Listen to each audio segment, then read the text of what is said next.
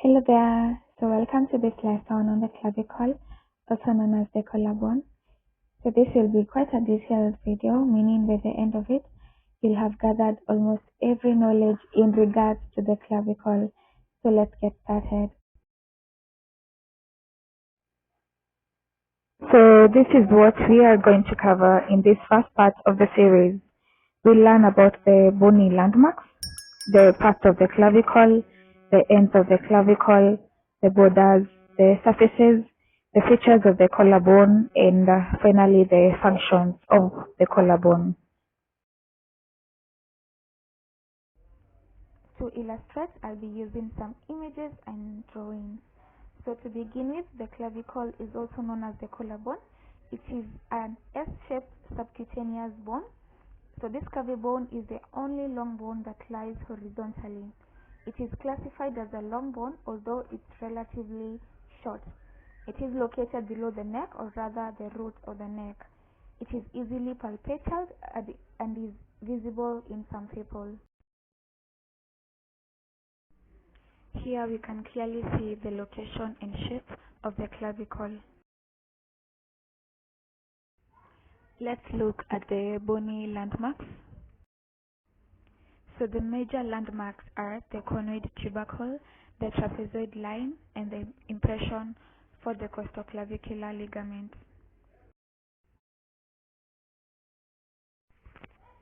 So let's start with the parts of the clavicle.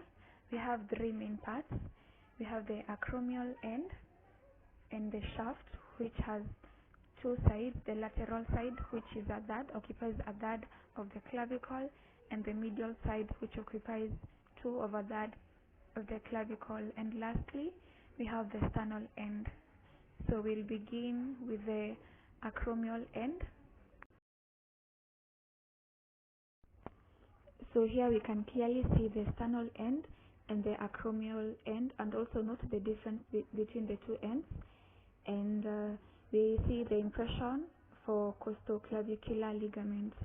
So where we have the conoid tubercle and the trapezoid line, that is where we'll find the coracoclavicular ligament. So we will talk about that later. So back to the parts of the clavicle, let's begin with the acromial end. It is flat. It has an oval facet that articulates with the clavicular facet on the acromial process of the scapula, and the margins give attachment to the capsular ligament of the acromioclavicular joint. So back to the sternal end, on the other hand, is quadrangular, or rather rounded. It articulates with the clavicular notch of the manubrium sterni of the sternal facet of the clavicle and the cartilage of the first rib. So to explain that, we can have a little drawing here. So here we have the sternum, which is divided into three parts. We have the manubrium part of it, the body, and the xiphoid process. So the sternal facet of the clavicle articulates with the cartilage of the first rib, and we also have the clavicular notch, which articulates with the manubrium sterni. So the upper part gives attachment to the interclavicular ligament of the sternoclavicular joint and articular disc of the sternoclavicular joint. So to explain that, in between the two clavicle, we have a ligament that joins the two, and inter means between. So in this case, that ligament is called interclavicular ligament of the sternoclavicular joint. So the sternoclavicular joint is the joint between the sternum and the clavicle.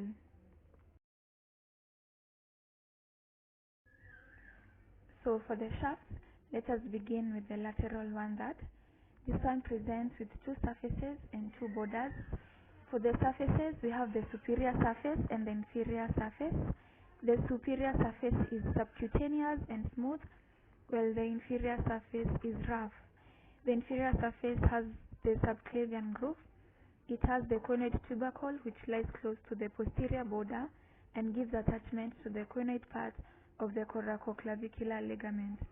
So remember we had mentioned this coracoclavicular ligament before, and it has two parts. It has the coinoid part and it has the trapezoid line part. Okay, note that.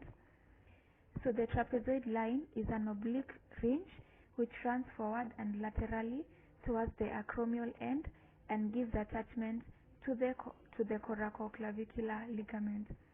So yeah, that is just to explain the two parts of the coracoclavicular ligament. We have two borders for the lateral one that is the anterior border and the posterior border. So the anterior border is concave and it bears the deltoid tubercle, while the posterior border is convex. We can see in that small image there.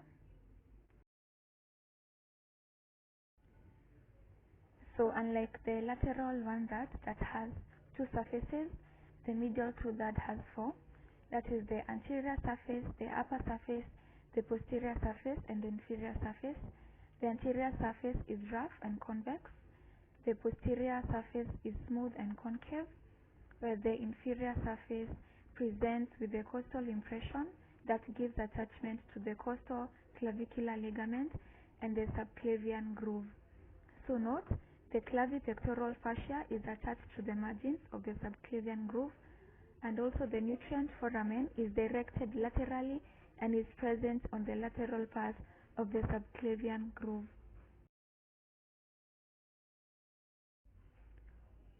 So here, note the subclavian groove and also the difference where the subclavian groove and the costal clavicular ligament are, and also the two facets, that is the acromial facet and the sternal facet.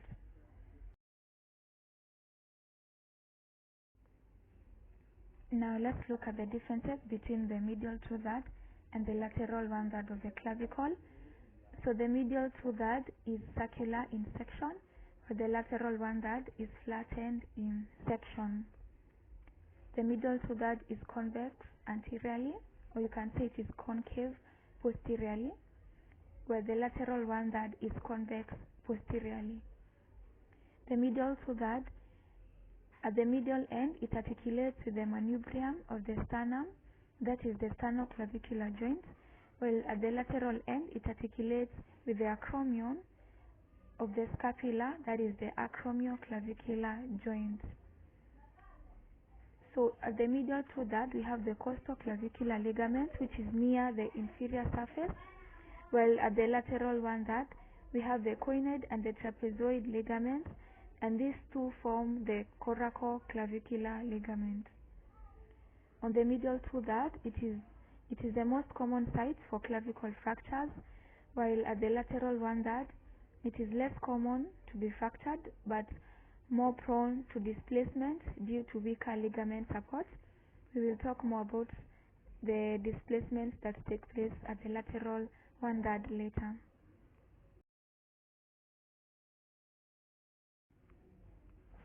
So what are some of the features of the clavicle? 1. It has no medullary cavity.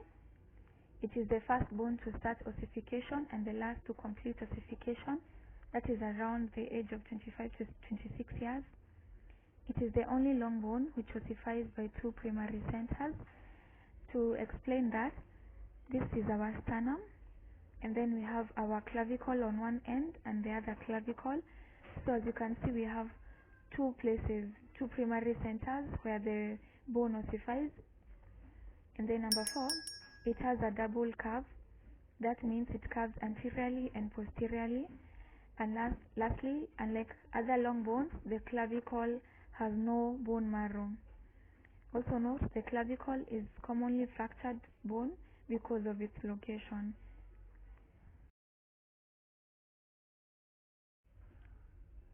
As we had mentioned before, the clavicle has several articulation points.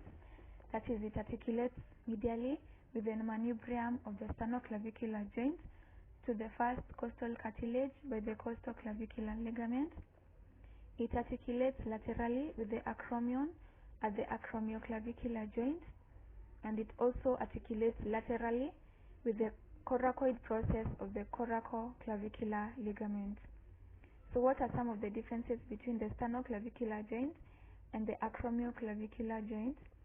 The sternoclavicular joint is a synovial joint, specifically the plane or rather the saddle joint.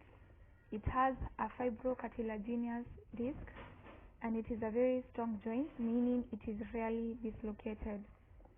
The acromioclavicular joint, on the other hand, it is also a plain joint and there is a fibrocartilaginous disc in most people, but unlike the sternoclavicular joint, this one is most likely joint to be dislocated. It is not as strong as the sternoclavicular joint.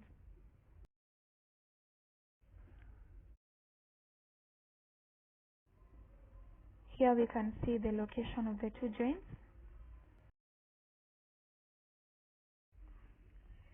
What are the functions of the clavicle? 1.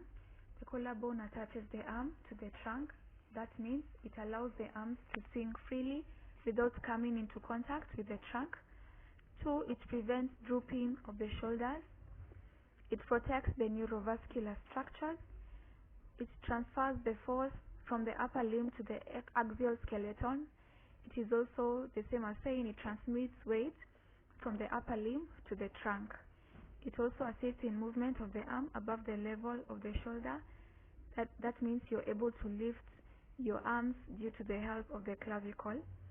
And lastly, it functions as a stress absorber.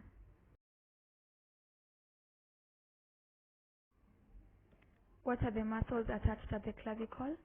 So we have at least 5 muscles that are attached at the clavicle. On the medial one that we have 4, and on the lateral side we have 2. So on the medial to that we have the pectoral major muscle at the anterior surface of the clavicle, that is at its clavicular head. We have the sternocleidomastoid muscle at the posterior surface, and we have the sternohyoid muscle that is near the medial end of the inferior surface of the clavicle, and we have the subclavian muscle which is on the surface of the subclavian groove. So on the lateral one that we have the deltoid muscle that is at the anterior border on its anterior fibers, and we have the trapezius muscle on the posterior border. So on the inferior surface of the lateral one that we have the trapezoid ligament and the conoid ligament that is said from the coracoclavicular ligament. So let us see the image of these muscles. So here we can see those muscles, and the sternohyoid muscle is between number 2 and number 3. That is between trapezius and sternocleidomastoid.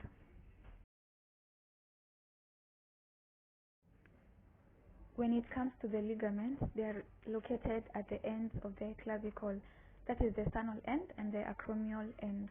So on the sternal end, we have the anterior sternoclavicular ligament, the posterior sternoclavicular ligament, the costoclavicular ligament, and costal refers to ribs, the interclavicular ligaments, and they run from one clavicle to another over the sternum. I had explained that before. And these ligaments strengthen the sternoclavicular joint. So on the acromial end, we have the acromioclavicular ligament, the conoid ligament, and the trapezoid ligament. So we said the conoid and the trapezoid ligament forms the coracoclavicular ligament. When it comes here, we can see the muscle and ligament attachments.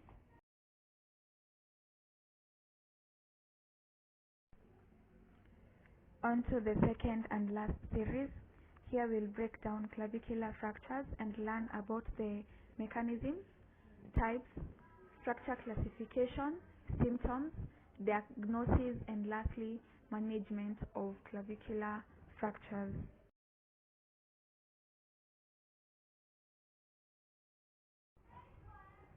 To start with, the clavicle fractures easily in children but unites rapidly without complications.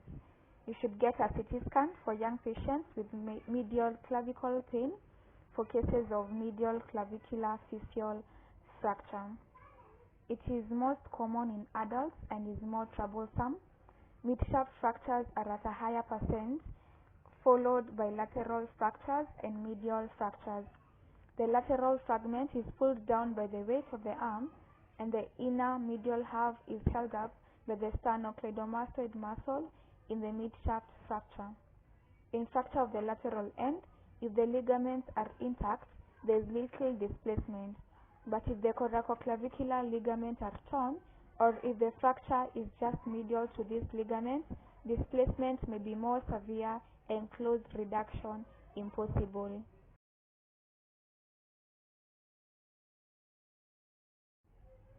Continuation. The ends are protected by the ligaments, hence the force is transmitted and the weakest point is fractured. The clavicle is more likely to be fractured than the joints. The acromioclavicular joint would experience a dislocation, that is what is called a separated shoulder or an AC separation. This is not the same as a shoulder dislocation where the humerus dislocates inferiorly. Kindly note that.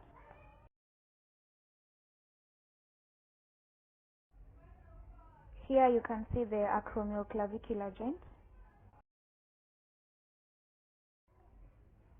So how does one get a clavicle fracture? So it could either be on a fall on the shoulder or fall on outstretched hand. So note that the clavicle breaking prevents one from pushing upwards as it is a mechanical strut. Fractures of the clavicle are classified by the location of the fracture. So it could either be a proximal 1/3, middle 1/3 or distal 1/3 clavicle fracture according to Allman classification, which we'll see later on. The weakest point is the junction of medial 1/3 and lateral 1/3, which is the thinnest part of the bone. So if you can sketch the clavicle, so this side is the lateral side of it and this is the medial side of it. So where the two meet, that is the junction, and it is the thinnest and the weakest point.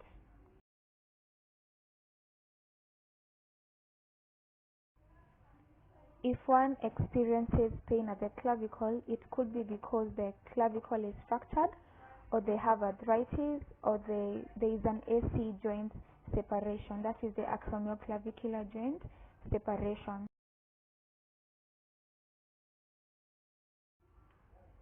So we've said there are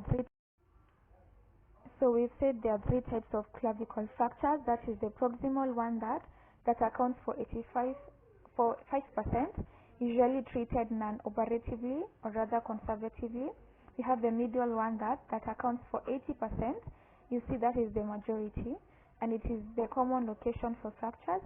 And the distal 1/3 that accounts for 15%, and this one is normally referred to as a problematic fracture because it affects the joint, the acromioclavicular joint, causing a dislocation or a displacement.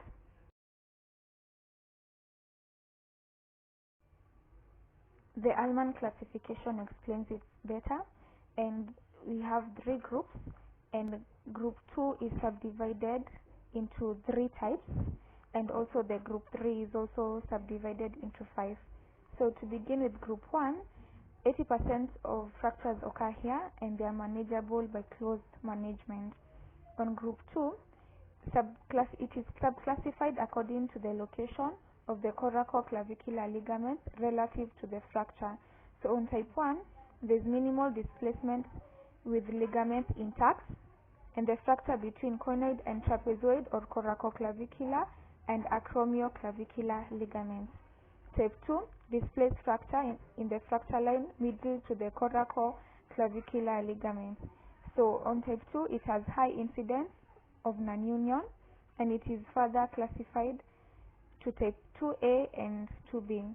So type 2A, the conoid and trapezoid ligaments are attached to the distal segment, while on type 2B, the conoid ligament is torn, while the trapezoid ligament is attached to distal segment. Type 3, the fracture of the articular surface of the acromioclavicular joint with no ligamentous injury.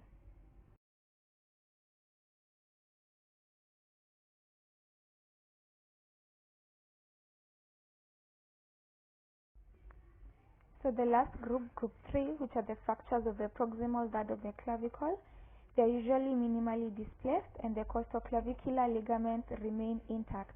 So it is subclassified into 5. Type 1, there is minimal displacement. Type 2, it is displaced. Type 3 is intra-articular. Type 4, it's epiphyseal, there is an epiphyseal separation. And type 5, it is comminuted. So there is an assignment. Go and check at near classification. We will not look at that. So how does a clavicle fracture present? 1, there is an obvious deformity, or rather what is called a bump, that may be present at the site of the fracture. The fracture may be displaced completely and denting the skin. As the neurovascular bundle is very close to the clavicle, you should check for possible neurovascular deficit.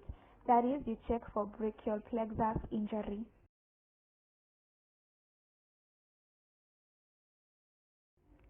Let us quickly see how we can manage these fractures.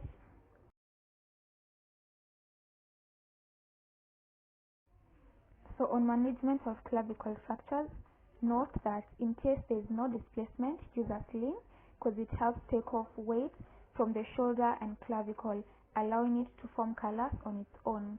In case of displacement, surgery is required, so you're recommended to use plate and screws.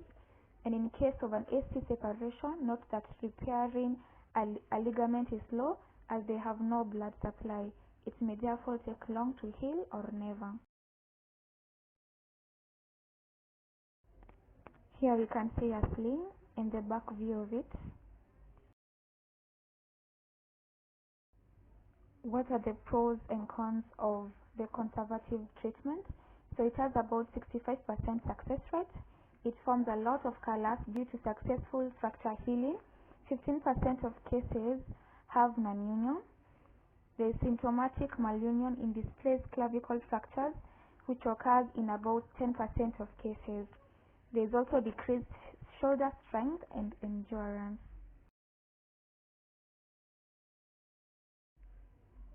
Operative treatment, on the other hand, is difficult to reduce and maintain reduction in clavicle fractures. Healing occurs in 85% of patients despite the degree of displacement. It prevents non-union and symptomatic malunions. So open reduction and internal fixation of the clavicle reduces the rate, or rather the incidence of non-union. Surgery begins by defining the location of the AC joint. So you should get good x-rays while in the operating room. So there are two types of fixation. There is the superior plate fixation and anterior plate fixation. So it is better to use a contoured plate with locking screw capabilities. So why would you recommend a patient to go in for surgery? 1, if they have Z-type fractures, comminuted fractures, segmental fractures, open fractures, vascular injury, fragments denting the skin. If the fracture shortening is more than 2 centimeters, or if the fracture displacement is more than 100%. So note that there is non-union rate of 30% when the fracture fragments are displaced more than 1.5 centimeters. Surgery results in improved functional outcomes. Range of motion or range of movement is the same in operative and non-operative patients. Are there complications if the patient goes in for surgery? Yes, there are. And the common one is symptomatic hardware.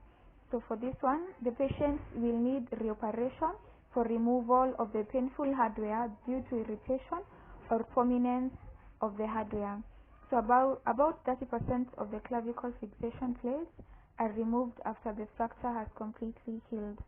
The second one is injury of the supraclavicular nerve. There are 2 to 3 branches of the supraclavicular nerve that are crossing the clavicle in most patients. That is around 97% of patients. And there is also the infraclavicular numbness. So complications due to injury to the branches of the supraclavicular nerve.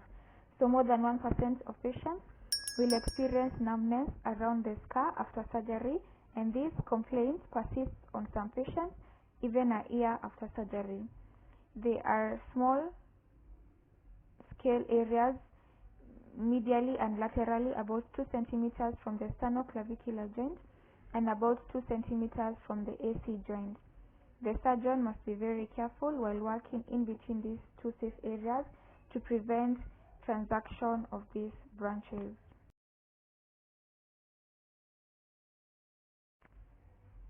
In cases of non-union, a CT scan may be needed for diagnosis of non-union in clavicle fractures. Fracture non-union is seen in superior view, so the ends of the clavicle superimposed over each other in an anteroposterior view. So how do you treat non-union? Through a bone graft, so you can use a local bone graft or iliac crest bone graft. Vascularity from a bone graft helps the non-union to heal.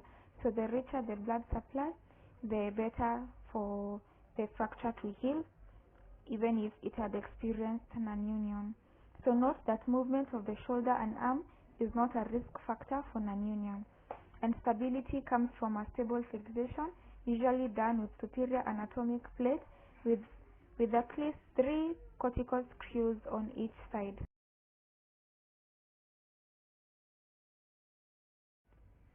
So lastly, on imaging, you should get x-rays for both shoulders. So this is important in order to check if there is any shortening, and it requires the anteroposterior view. So you look for shortening, for displacement, for comminution, and also for the Z-type fractures. So fracture is usually in the middle 1/3 of the bone, and the outer fragment usually lies below the inner. So obtain x-rays of sternoclavicular joints for middle 1/3 fractures. Clinical union precedes radiological union by several weeks. So kindly note that.